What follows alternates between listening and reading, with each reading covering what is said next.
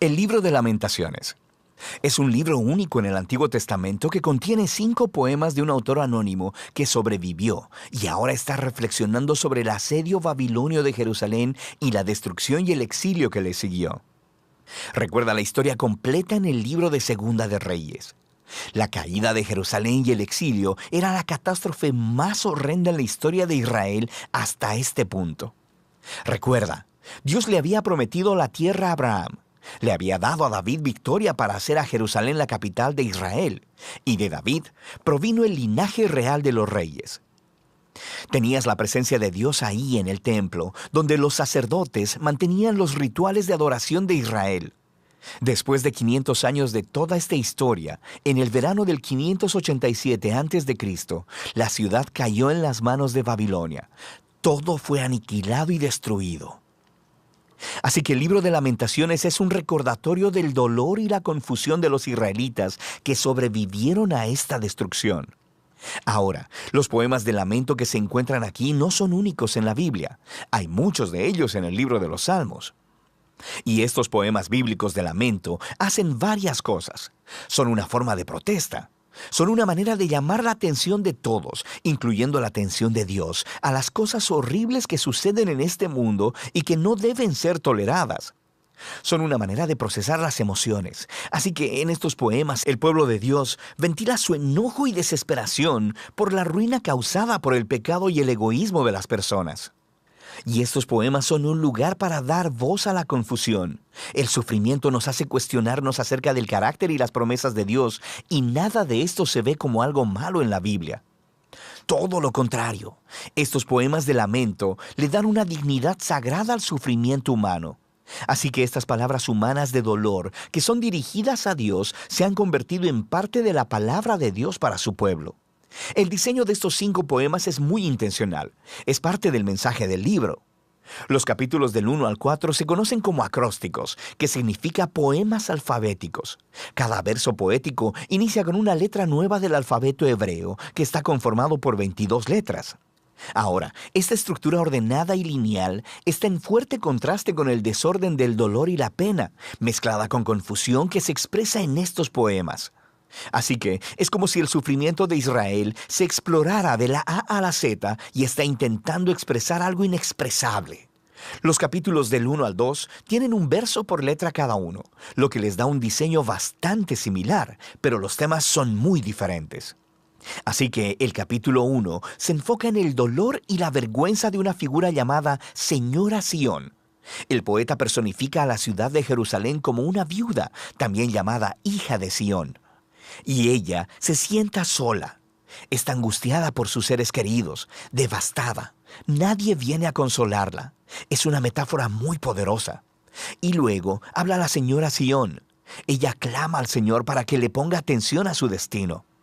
Y a través de esta imagen, el poeta está mostrando que la destrucción de la ciudad trajo un nivel de trauma psicológico en los israelitas que solo puede ser expresado como la experiencia de un funeral y la muerte de un ser amado. El capítulo 2 se enfoca en la caída de Jerusalén y cómo ésta fue consecuencia del pecado de Israel y fue producida por la ira de Dios, la cual es una palabra clave en este poema. Es importante recordar que en la Biblia, la ira de Dios no es un enojo espontáneo y volátil. Los poetas y profetas bíblicos utilizan esta palabra para hablar de la justicia de Dios. Israel había entrado en un acuerdo de pacto con Dios, y durante siglos habían estado violándolo al adorar a otros dioses, perpetrando la injusticia y oprimiendo al pobre. Y sí, Dios es lento para airarse, pero Él eventualmente se aira por la maldad humana, y Él traerá su justo enojo en la forma de un castigo. En el caso de Jerusalén, esto implicó permitir que Babilonia viniera y conquistara la ciudad. Así que este poema está reconociendo que la ira de Dios está justificada. Pero esto no impide que el poeta se lamente y le pida a Dios que muestre compasión una vez más. El capítulo 3 rompe este patrón de diseño al tener 3 versos por letra, así que es el poema más largo del libro. Y la voz que se escucha es la de un hombre solitario hablando desde su sufrimiento y dolor como representante de todo el pueblo. Y lo interesante es que este capítulo está lleno de lenguaje tomado de otras partes del Antiguo Testamento, de los lamentos de Job y de otros salmos de lamento importantes, e incluso de los poemas del siervo sufriente en Isaías. Y el poeta ve su dificultad como una clase de justicia de Dios, como dice el capítulo 2. Pero, paradójicamente, esto le da esperanza al poeta y lo lleva a ofrecer las únicas palabras de esperanza en todo el libro. El gran amor del Señor nunca se acaba y su compasión jamás se agota. Cada mañana se renuevan sus bondades, muy grande es su fidelidad. Por tanto, digo, el Señor es todo lo que tengo, en Él esperaré. El poeta razona que si Dios es lo suficientemente consistente para traer su justicia sobre la maldad humana, entonces Él también será consistente con su promesa de pacto de no permitir que la maldad tenga la última palabra. Así que para este poeta, el juicio de Dios es el semillero de esperanza para el futuro. El capítulo 4 regresa a la misma estructura alfabética de los capítulos 1 y 2, y es una vívida y perturbadora descripción del asedio por 2 años en Jerusalén. Y contrasta cómo las cosas solían ser en Jerusalén del pasado y lo terribles que se han convertido durante el asedio. Los niños solían reír y jugar en las calles, pero ahora mendigan comida. Los ricos solían comer manjares lujosos, pero ahora comen lo que sea que puedan encontrar en el polvo. Y los líderes reales solían estar llenos de esplendor, pero ahora están hambrientos, sucios e irreconocibles. Y el rey ungido del linaje de David ha sido capturado y arrestado. Así que el poder del poema viene del impacto de estos contrastes y está explorando la profundidad del sufrimiento que Israel trajo sobre sí misma. Ahora, el poema final es único porque rompe con el patrón de diseño. Es igual de largo que los otros poemas alfabéticos, pero sin orden. Es como si el poeta no pudiera soportarlo más y su dolor ha explotado en un caos. El poema es una oración comunitaria por la misericordia de Dios. Israel le ruega a Dios que no ignore su sufrimiento ni los abandone.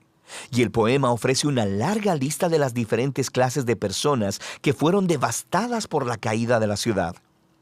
Ellos le piden a Dios que no se olvide de estas personas y se lamentan en nombre de otros, dándole voz a su dolor. Sufrir en silencio simplemente no es una virtud en este libro.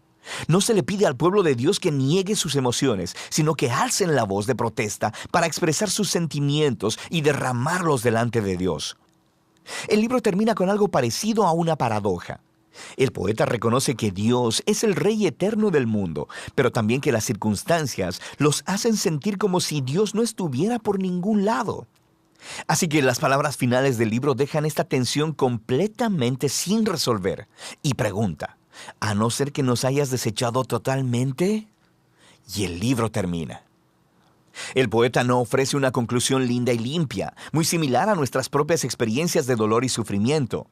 La historia de la Biblia no termina aquí, pero este importante libro nos muestra cómo el lamento, la oración y el dolor son una parte crucial del camino de fe del pueblo de Dios en un mundo quebrantado. Y de eso trata el libro de Lamentaciones.